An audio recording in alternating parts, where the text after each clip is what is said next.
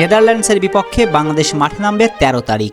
এই ম্যাচ নিয়ে দর্শক মহলে যেমন উত্তেজনা তেমনই চাপে আছে টাইগাররা। কারণ পা হরকালে যে মহাবিপদ, টি-20 বিশ্বকাপে বিদায় ঘণ্টা বেজে যাবে বাংলাদেশের। বিশ্বকাপ শুরুর আগে নেদারল্যান্ডসের বিপক্ষে বাংলাদেশ হারবে বলেও প্রেডিকশন করেছিলেন ইয়ান বিশপ।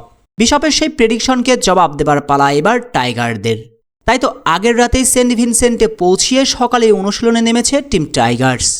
আফ্রিকার বিপক্ষে হতাশার পরাজয়ে সাকিবরা যেন হয়ে উঠেছে আহত এক বাঘ।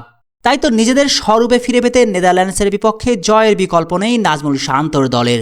তাই এই ম্যাচে নিজেদের সর্বোচ্চ ঢেলে দিয়ে জয় তুলে নিতে চাইবে বাংলাদেশ। আর জিততে পারলেই যে ইতিহাস, টি-20 বিশ্বকাপের শেষ 8-এর টিকিট অনেকটাই নিশ্চিত হয়ে যাবে চন্দ্রিকা হাথুরু সিংয়ের দলের। এই ম্যাচের আগে অবশ্য টাইগার সমর্থকরা মিস করছেন তামিম ইকবাল খানকে, না থেকেও যেন থেকে যাচ্ছেন তামিম। কারণ ডাচদের বিপক্ষে টি-20তে এখন পর্যন্ত বাংলাদেশের হয়ে সবচেয়ে বেশি সফলতম ব্যাটার তামিম ইকবাল খান। টি-20 থেকে অবসরে চলে যাওয়ার আগে পর্যন্ত এই ডাচদের বিপক্ষে টি-20 বিশ্বকাপে 3 ম্যাচ খেলে 3টিতে 50 হাঁকিয়েছেন খান সাহেব। বিশ্বকাপে বাংলাদেশ নেদারল্যান্ডস ম্যাচ মানেই যেন তামিম শো। সবশেষ 2016 সালে ভারতে অনুষ্ঠিত টি-20 বিশ্বকাপে 58 বলে 83 রানের দুর্দান্ত এক ইনিংস খেলেছিলেন তামিম। যদি তামিমের কাছ থেকে অনুপ্রেরণা নিয়ে টাইগার টপ অর্ডার জ্বলে উঠতে পারে তবে ভালো কিছুই অপেক্ষা করছে বাংলাদেশের জন্য। সঙ্গে তো পরিসংখ্যানও টাইগারদের হয়ে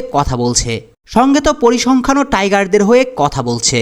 এখন পর্যন্ত বিশ্বকাপে 4 বারের মোকাবেলাতে 3 ম্যাচে জয় তুলে নিয়েছে বাংলাদেশ। তাই বলে কিন্তু আর অতি আত্মবিশ্বাসী হবার কোনো সুযোগও নাই। কারণ ওয়ানডে বিশ্বকাপে এই ডাচদের বিপক্ষেই ম্যাচ হেরেছিল টাইগাররা।